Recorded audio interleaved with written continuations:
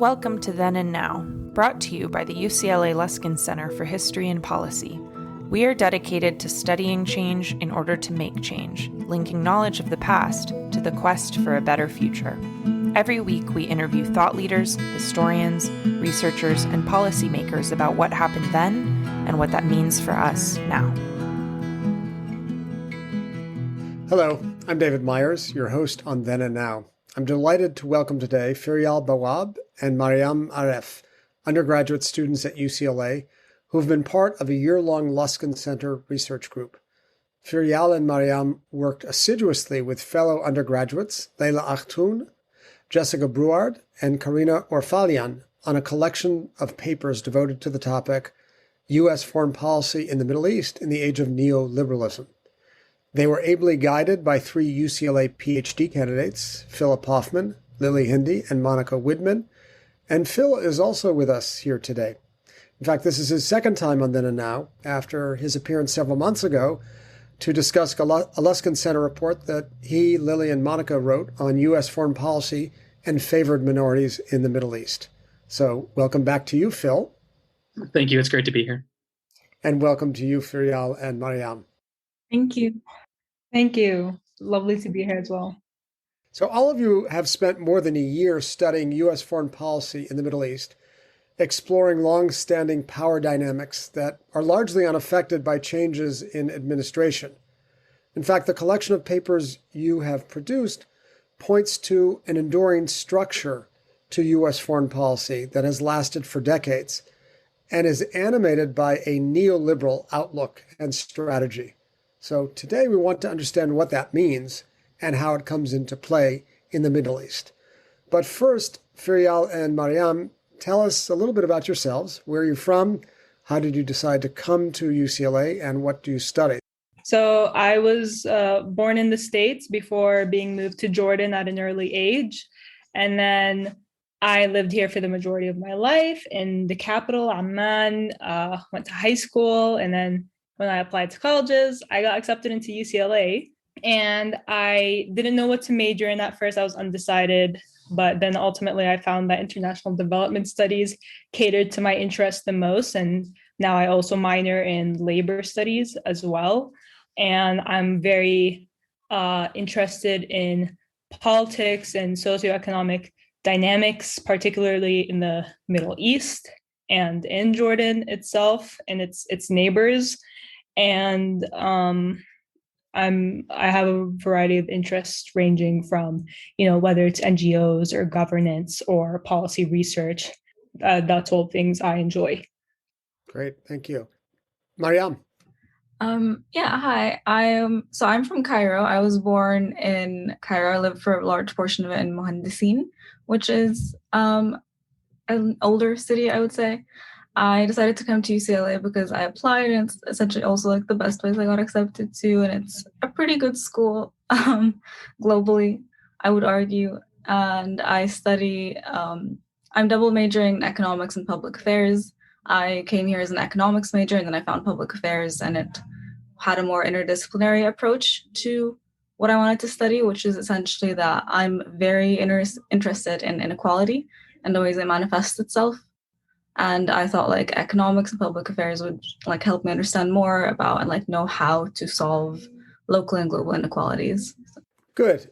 Really helpful. And it sounds like both of you may have some sort of career ahead of yourselves that brings your expertise back to the Middle East. Firyal, is that part of the plan?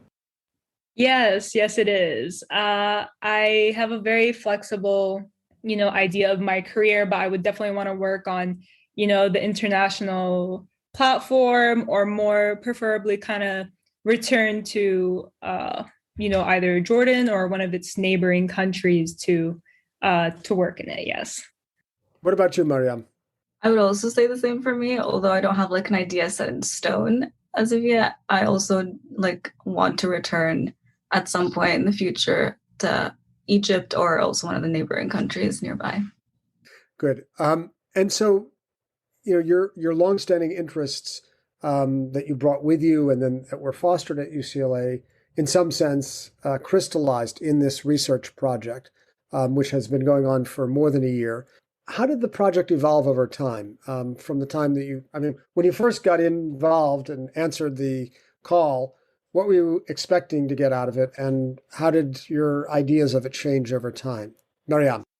So I was attracted to the project because it was talking about soft aid in the Middle East, and I thought that was a very interesting concept. I'm very interested in learning about how foreign aid affected our perceptions of modernization, for instances, our use of language, our what music we listen to, and other cultural aspects in the region. Mostly because you kind of see these effects happening, especially in late stage neoliberalism, because that's the portion I've lived through personally. And then the group slowly evolved to talk more about at least what I noticed were economic aspects of neoliberalism, rather than being a reading group talking about culture and cultural effects. It discussed a lot more about inequalities and those ties to foreign aid. So in other words, the shift from forms of soft power, cultural enrichment and exchange and support programs to actual policies that prompted or culminated in widening the gap, say, between the haves and the have-nots in the respective societies. Yeah. That was the shift that you noticed in your work. Okay. What about you, Firyal? For me, the theme of soft power in the Middle East was a very intriguing theme to me that is important to me, just because growing up, U.S. foreign policy is actually a big topic amongst whether it's family members or friends, just because, it's naturally a pretty political climate in the household that I grew up in. And so obviously, when you're talking amongst your family and that in much younger, without as much knowledge, the conversations aren't as nuanced, but there's always these common themes. And I think what attracted me to this project was being able to increase my knowledge and sharpen my understanding and nuance of how soft power truly operated in the Middle East and its history and all the extensive details, really. So it was right up my alley. What would you include under soft power? So we mentioned just a minute ago, sort of cultural programs, cultural exchange. That's just one piece of the larger complex of soft power. What else is involved?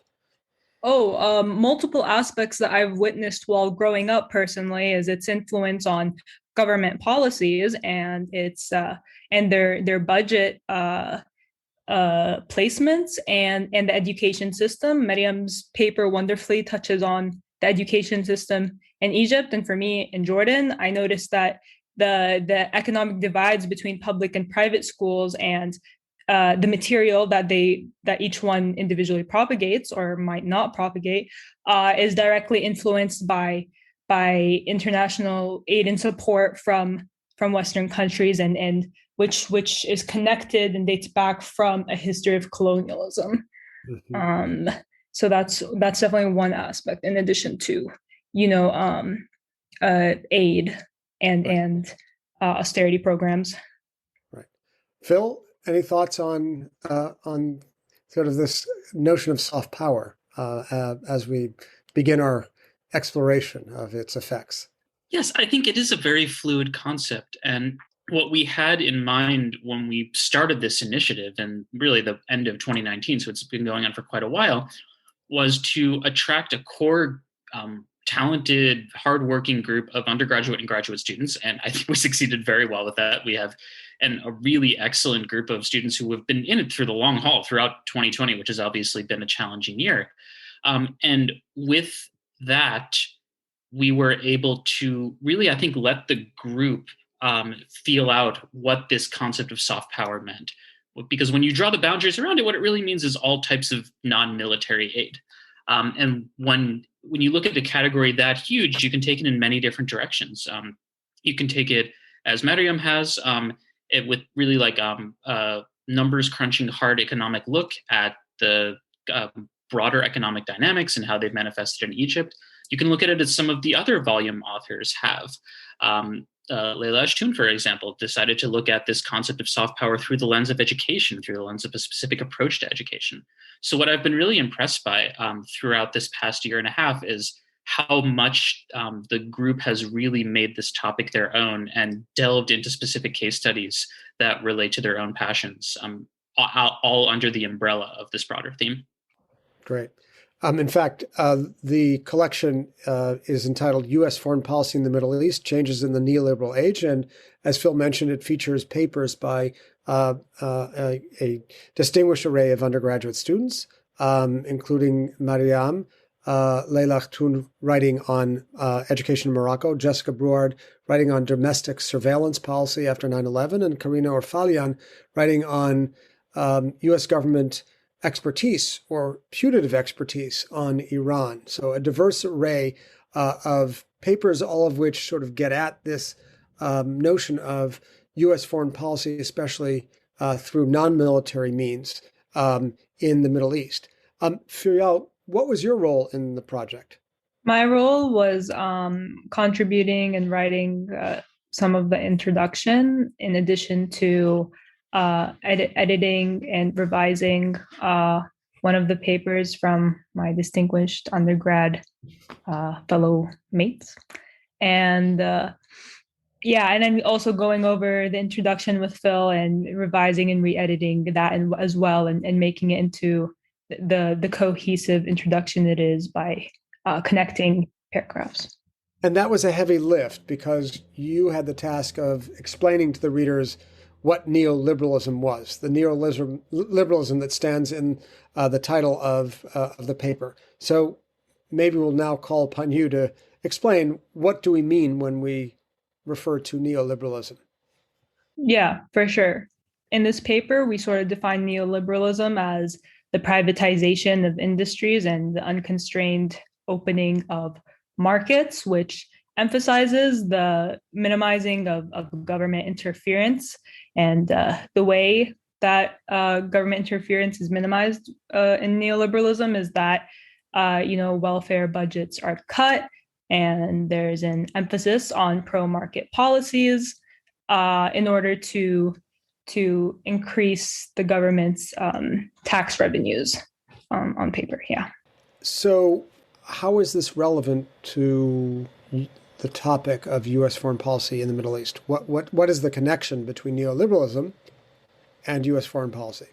Right. The big connection here is that U.S. foreign policy has been a huge player in pushing neoliberalism onto the Middle East, which, if you look back in history, a lot of movements in the region and populations championed a lot more socialist policies. So the reason why we see the region today in such a completely different place with a lot of neoliberal policies is because U.S.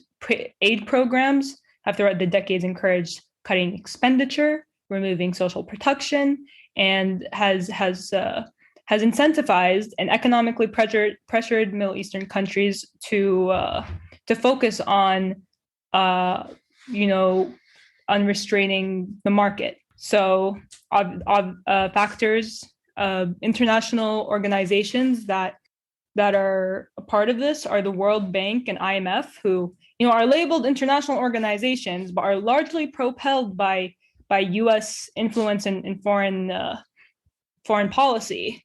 So the idea is that the United States, along with its international financial partners, the World Bank and the IMF, offer aid to countries around the world, but in a conditional sense. That is to say, we will give you aid if you undertake or adopt certain policies, which include austerity budgets, privatization of functions that used to be government functions, and also bring with, also part of the condition is that there be some measure of often political stability, particularly of other parts of the United States foreign government the United States government might label as authoritarian or as deniers of human rights. So it seems as if, in a certain sense, U.S.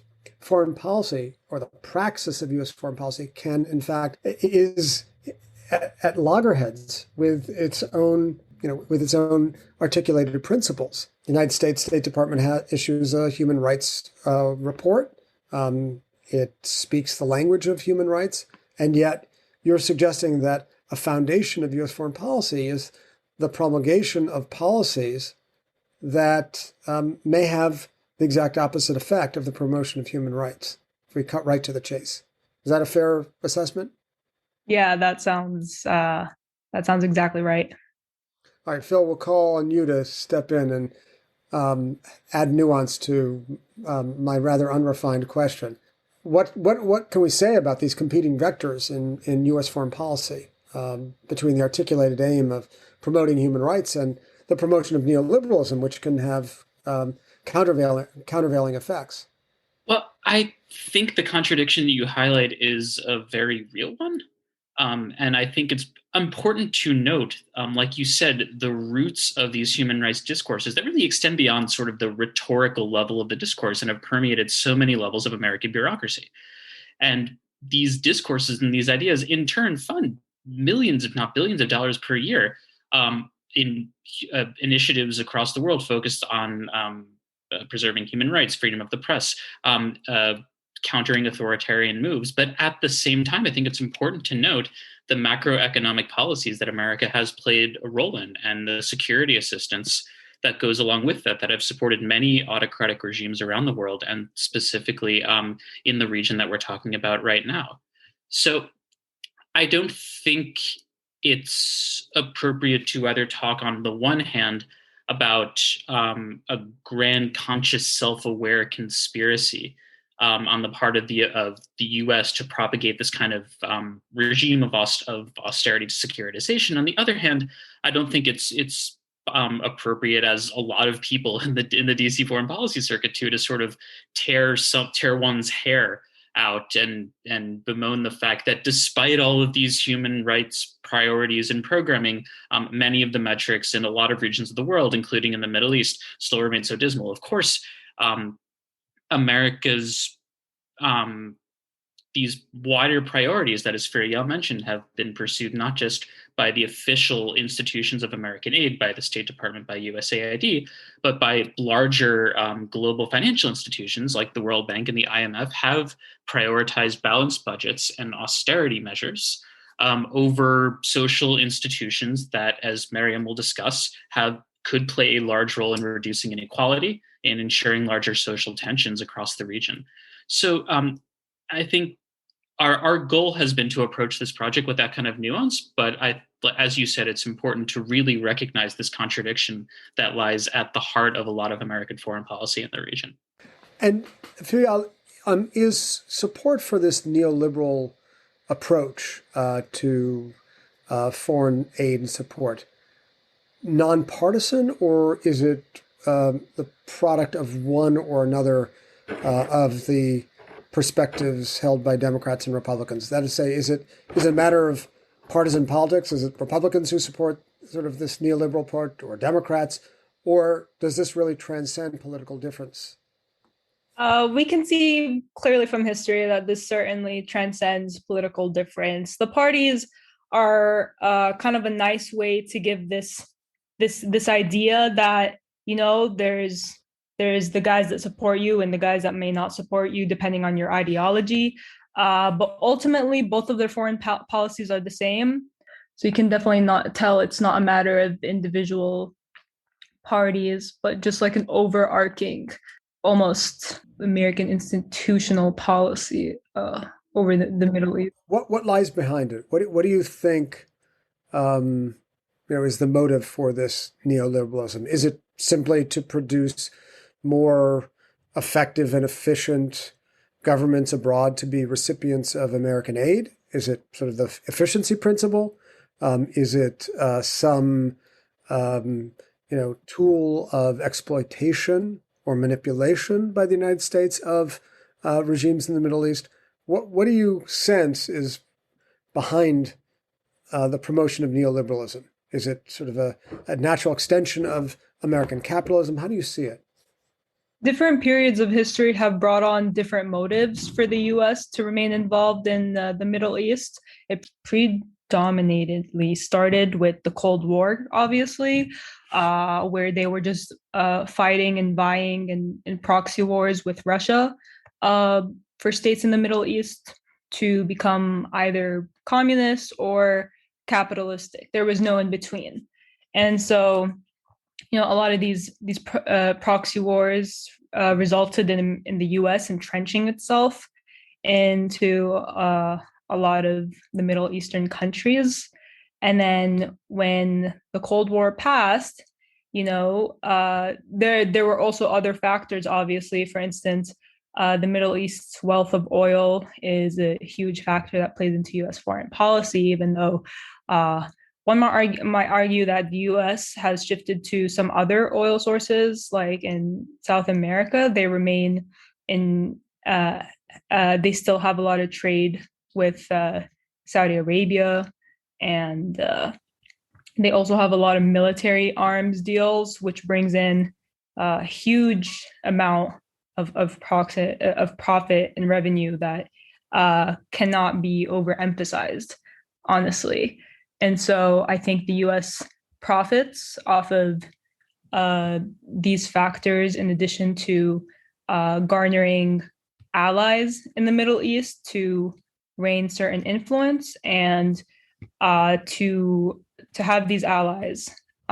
This requires stability in order to have a sort of control even on these allies, because a lot of these alliances are not an equal playing field, especially with the smaller countries. There's a power imbalance, which the U.S.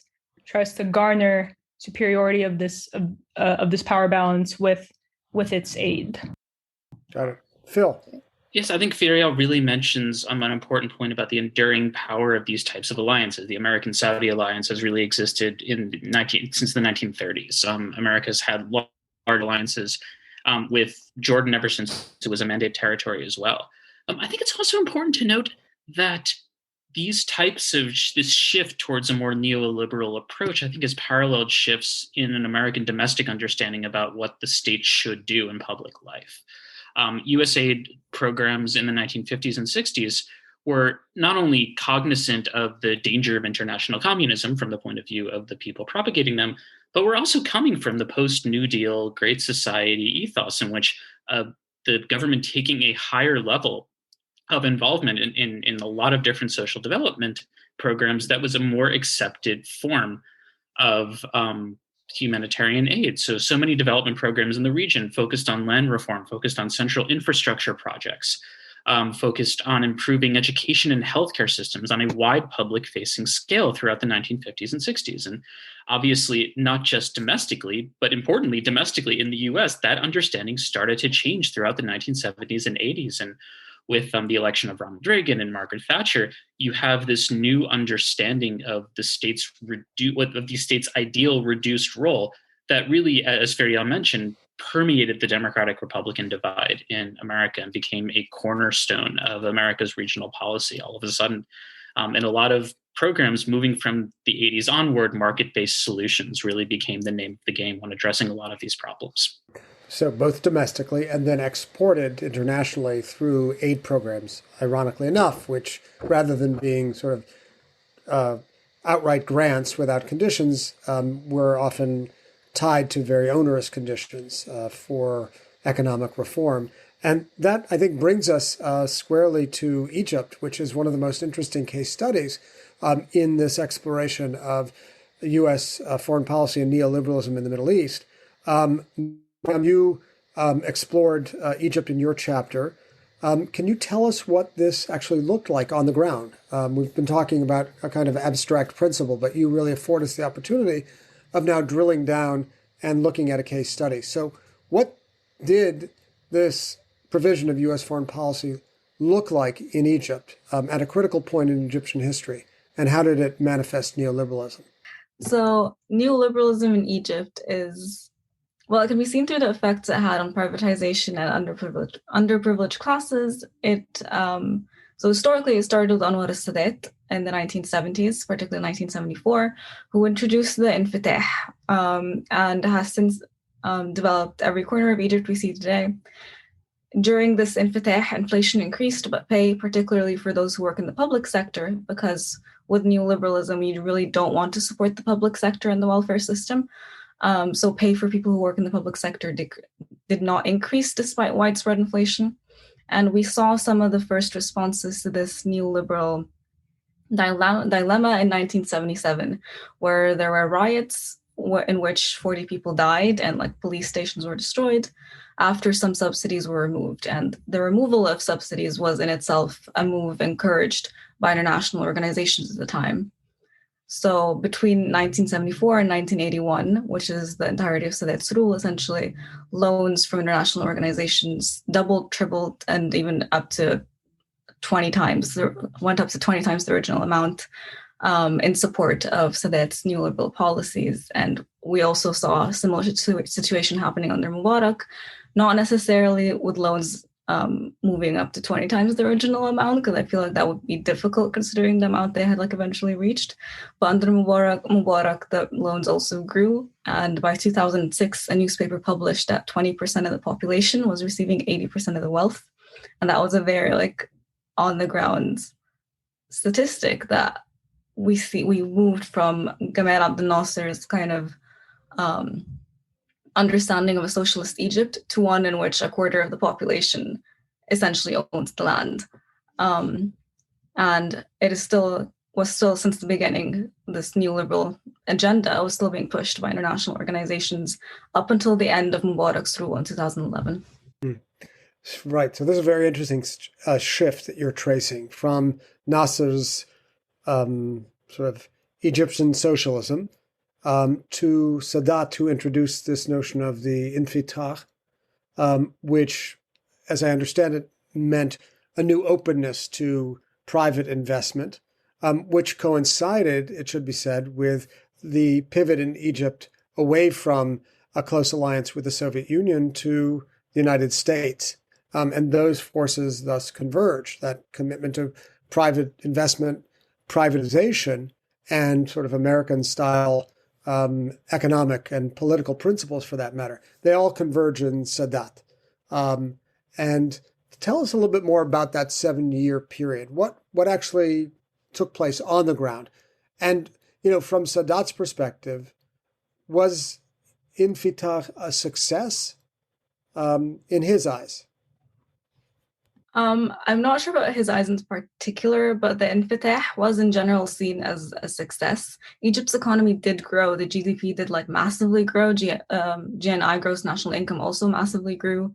Educational access increased. There were a lot of good numbers to look at if you were looking for good numbers. And however, a lot of the labor market growth was in managerial positions, which are like the middlemen. So it's not necessarily a productive economy kind of growth. Along with that, those who own global businesses, leading officials, and then formal hidden market began growing, and this created wealth for certain portions of the population. And while this did create massive amounts of wealth, it was mostly for certain portions of the population. So if you were looking particularly, I think in the 70s and 80s, what you would consider as growth would be GDP. So if you were only looking at GDP, you would necessarily say, yeah, this is a good policy. And do we know that the gap between rich and poor grew during this period? That your statistic of 25% of the country owning 75% or 80% seems at one with what we know of sort of the neoliberal world of the late 20th, early 21st century. But was that a very significant shift from earlier periods in terms of the distribution of wealth? That's a little more difficult because under Nasser, there weren't many statistics calculated because Egypt was still under, reviving itself from colonial influence. So there's not as much statistical analysis done on that period. However, it is also interesting to note that under Nasser, most people regained some access, or let me restate that. Under Nasser's regime, there was a very high influence on everyone having equal access to housing and equal access to education and all that. So while he also emphasized access, he also emphasized access in the form of welfare, in the form of funding education and funding housing. Meanwhile, under Sadat, this increased focus on funding education did not really happen. And under Mubarak, the same thing. While educational funding did not necessarily decrease substantial amounts as a percentage of the economy. When you consider that a lot more people were receiving education, it's kind of interesting to see, okay, but it's like 5% of the economy. So one of the things you talk about in your chapter is education, the realm of education. So tell us more specifically what happens. There's new investment in education, but it doesn't end up equalizing access to high quality education for Egyptian children. Why is that? So in education, we kind of see the effects of neoliberalism in the fact that it remained to be underfunded. Teachers, especially public school teachers, because as we noted before, the welfare sector, including like public schools, etc., were encouraged to be underfunded because neoliberalism pushes for the privatization of the regime. So because of this, teachers in schools had to resort to other methods than the typical school day in order to maintain some sort of living wage. So oftentimes teachers would make their students pay for after school classes. Schools would often not even count for attendance. So in one of the papers I read for this paper, someone had noted that they went to a school in order to like interview teachers and there was no one in the school. And it was just a regular school day. And then under Mubarak's rule, classrooms also like housed up to 50 children. Some schools would host 2 to 3 shifts a day. And by the 2000s, up to 50% of students were receiving private tutoring at the primary level. That's not even like the high school. So primary is essentially your elementary schooling. So 50% of students at the primary level were receiving tutoring. Outside of the public school system? Yeah. Pointing to the inadequacy of the public school system and some version of privatization of education. Mm-hmm. Yeah. Like the gap essentially had no choice but to be filled by the private sector because public school teachers and schools in general were not funded well enough. And inflation was rising along with like the emphasis on decreasing the value of the pound and all that. So there was no choice. So to an outside observer, say an official at the World Bank, she or he could look at certain numbers in economic indicators in Egypt and say things are going very well. And yet within the country, as a result of some of the more negative effects of neoliberalism, like income inequality and privatization, the picture looks very different. You have this kind of stark contrast, disjuncture between the external and the internal perspective. And I'm just wondering, what about the effects of neoliberalism on the political sphere? What happens to, the promotion of democracy, which is often a declared goal of the United States, and would seem to be consonant with neoliberalism? It contains the word liberalism in it, as it were. Is that what happened or not? I would say that when it comes to democratic ideals, neoliberalism may not be the best thing to promote them, simply because the case with Egypt is what happened under Mubarak's regime, is that because a certain amount of people had access to most of the wealth, it kind of leaves these people to essentially do as they wish. And in addition to this, because they controlled most of the wealth, and it was a certain class of like the middlemen, as we said before, like the military, etc. Safety and other things were only accessible to a certain portion of the population. And I think it's really easy to see that neoliberalism may not be the best for a democracy when we consider that Mubarak's rule lasted for 3 decades before he had to be outed by a revolution. So. And how privatized did Egyptian society become during that period? Well, that can be seen in several ways. You can see privatization, access to safety, which is that essentially there was another paper that I read for this paper discusses that the person who was writing it, Salwa Ismail, was interviewing people. And one of the people she interviewed was talking about how the woman, she was a working class woman. She talked about how if she was ever caught for random questioning, she would call her employer because she assumed her employer would have more money and thus more access to people in whatever questioning facility this is, and thus could get her out. And another tactic they used would be to say oh, this person has a clean appearance, in Arabic, shaklun nazif, which means that essentially oh, they look like they come from a wealthier family. So let's not wrongly stop and question them. And then another like very clear thing to see is the privatization of public space in the form of like privatization of clubs. Housing in general became very privatized. We can see that through the rise of gated communities, which are still a very popular thing in Egypt to this day, especially as they house the like desert cities. Most of the desert cities housed as a private gated community. What's a desert city? I'm not sure I know what that is. So since Egypt's mostly desert, for the most part of its history, we used to live in settlements on the Nile. So Zamalek, etc. It's like mostly places near the Nile. But since Sinestru, we've been trying to expand into the desert. So a large portion of the desert is currently not the desert in general, but like a large portion of the habitable desert has been taken up by private developers creating gated communities. And did this neoliberal foreign policy of the United States, which conditioned aid on all sorts of draconian structural changes that recipients were required to make, what did it do to the image of the United States in Egypt? What did Egyptians who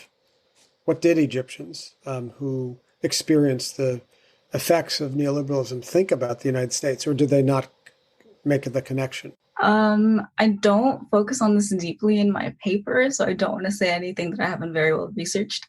However, you can see some of the effects of looking at the United States kind of like, and I think I discussed the movie Saidi fi Gamma Al-Amerikaya, which is essentially talking about this one person who goes to the American university, and like it shows a lot of the stereotypes held about the American university in Cairo, which is simply because it's the American university in Cairo, as kind of like liberal, like the home of a liberal ideology, not leftist, but like necessarily liberal ideology.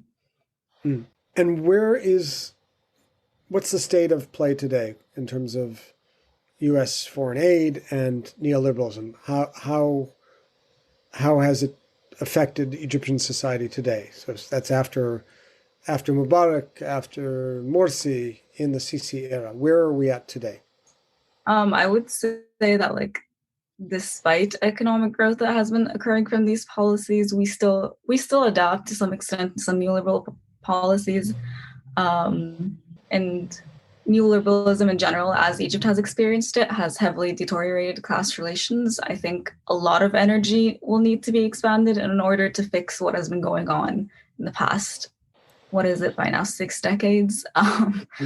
Perhaps I'm not sure if we're ever going to see a removal of neoliberal policies in our lifetimes, or at least fixing what has been destroyed. So I think that's where we're currently at. Maybe we'll bring Firyal back in and ask, although you didn't write on it, you certainly know Jordanian society and politics well. I'm just wondering if neoliberalism has also been a pronounced force in Jordan, especially through the instrument of American foreign policy and foreign policy aid. Neoliberalism in Jordan is one of its guiding policies and principles in the way the government has governed, really.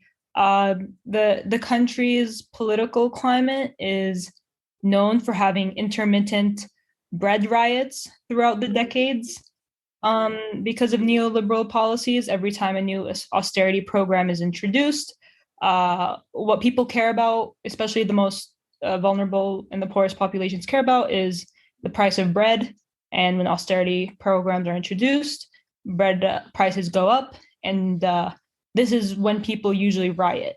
And this is common. This happens in Jordan. This has happened in Lebanon. This has happened in Egypt.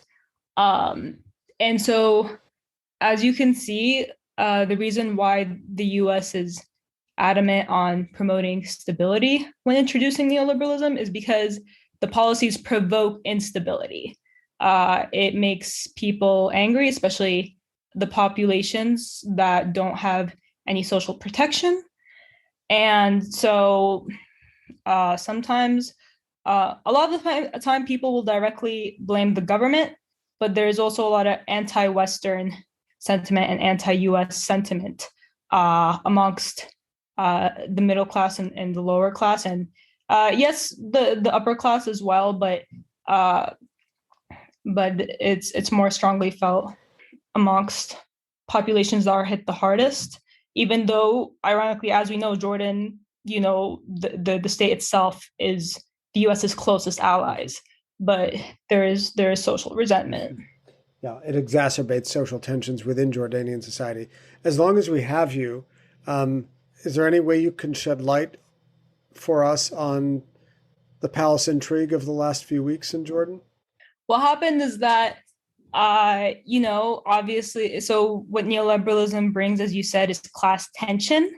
Yeah. And I think that is a factor that played into the scandal in which one of Prince Hamza was accused of kind of collecting support for a coup d'etat, right?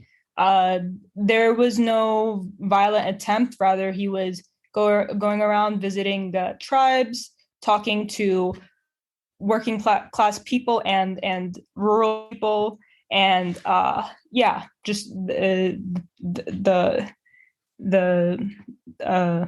shab, as we call them. And so the monarchy felt a little threatened by the fact that he was kind of cultivating a lot of alliances and just using very kind of a welfare language, right? So support the poor, support farmers, support tribes, because as we said, what neoliberal policy has done for decades in Jordan has left all those populations out. Well, it primarily supports the private sector, supports the managerial sector, it supports, the urban middle class and upper middle class. And so I think there was a culmination in tension in this aspect. And so the Prince Hamza was detained. I don't know if you guys know this. I'll be sure to provide context. Prince Hamza was supposed to be the next king, but his brother was kind of took his place. It was supposed to be temporary until he became of age. But he he sat in that kind. He was like, I don't think I'm gonna give it back. So he just kind of rewrote a little bit of the lineage, and now his son is going to take after him. And yeah, that's a part of the royal family history. So, but at the same time, you would suggest part of the history of the legacy of neoliberalism in Jordanian history. For sure. Because this royal tension, this was decades ago. You want to ask yourself, why is this suddenly coming up now? It's because the middle class, the farmers, rural people, they feel like they are not seen. They are not seen by the government. They are not seen by the royal family, who are increasingly investing in the capital, Amman, which is mostly urban, and specifically Western Amman, like not even the whole capital. There's like an overinvestment in kind of like urbanizing, gentrifying, kind of making the city glossier, while for the longest time just kind of very much underfunding other parts of the country. So maybe as we move towards conclusion, I can ask you a really big question for which you may have some answers drawn from your studies involved in this report and just your general experience in your respective home countries. But what is a credible and desirable alternative to neoliberalism as an instrument of U.S. foreign policy? What would be a better way? Well, ideally, I would love to have a welfare state. I'm a big fan of that, but I think a good move from that is kind of to kind of stop overinvesting in the private sector and kind of shift our move to supporting farmers, for supporting rural areas. I'm a big fan of self-sufficient villages. I think in towns, I think that's on the rise, especially as the world continues to grow and we realize that you can't keep, like, there's a cap to growth.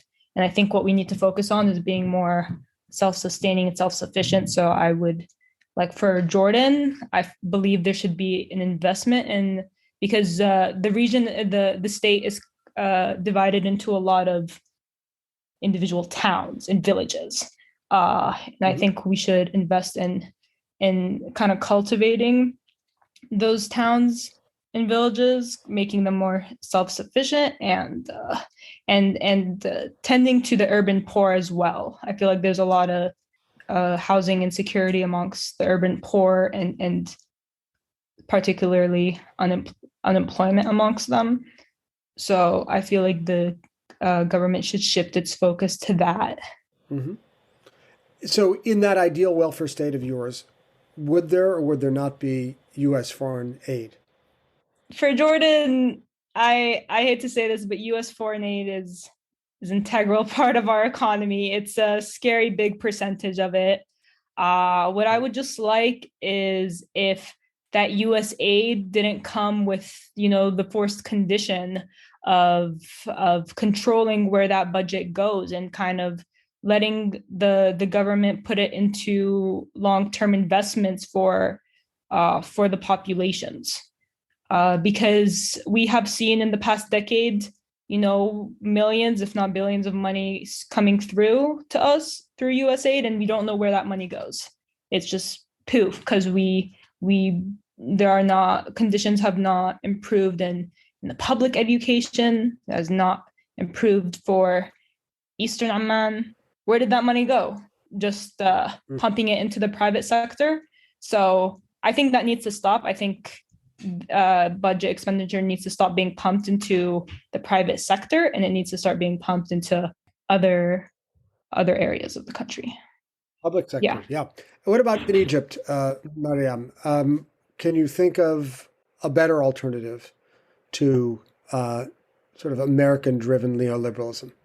I think there must be a lot of better alternatives to American-driven foreign aid and neoliberalism.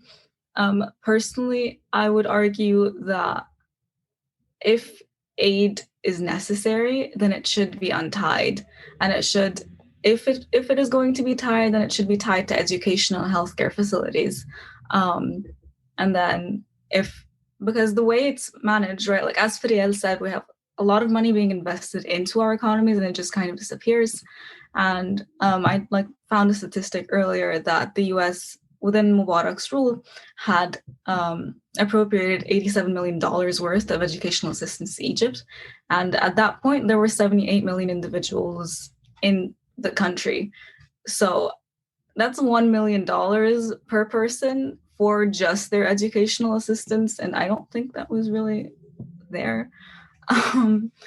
So I think instead of focusing on hey, we should be privatizing, then maybe the US should just say, okay, we are giving you this money for education or for healthcare if this aid is indeed necessary.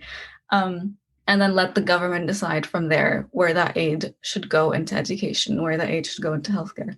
Because otherwise it's kind of tying it to US ideologies.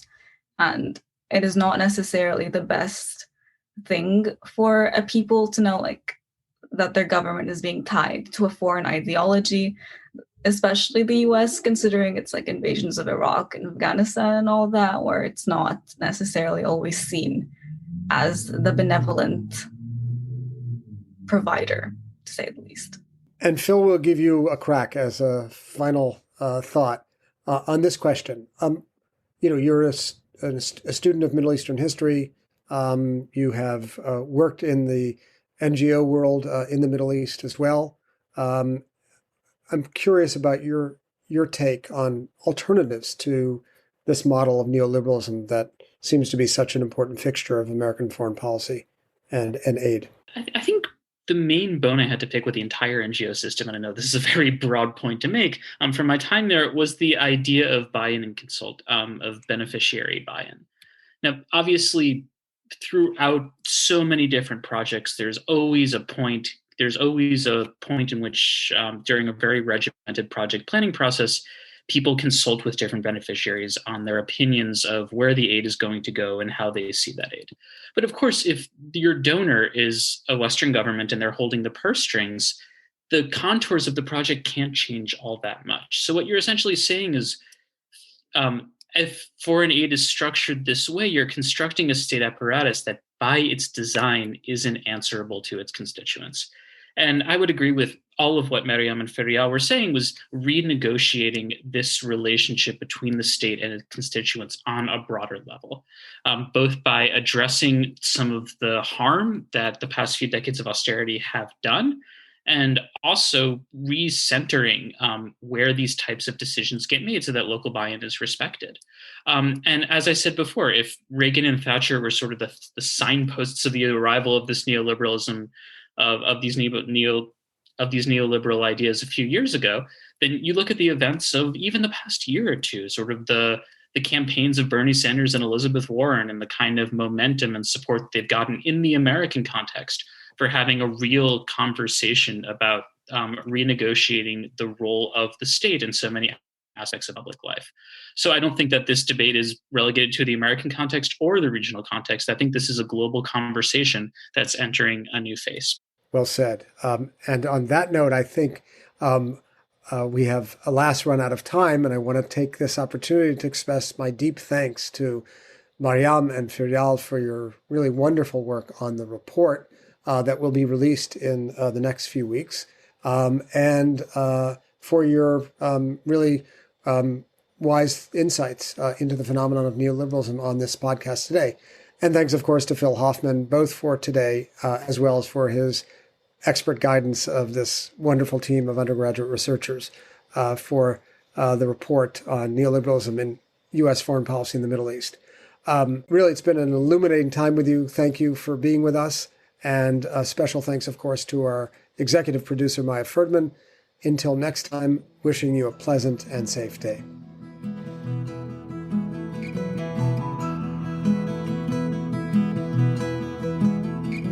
Thank you for joining us this week on Then and Now. Then and Now is brought to you by the UCLA Luskin Center for History and Policy, where we study change to make change. For more on our work, follow us on Twitter and Facebook at our handle, @LuskinHistory. Our show is produced by Maya Ferdman and David Myers, with original music by Daniel Reichman.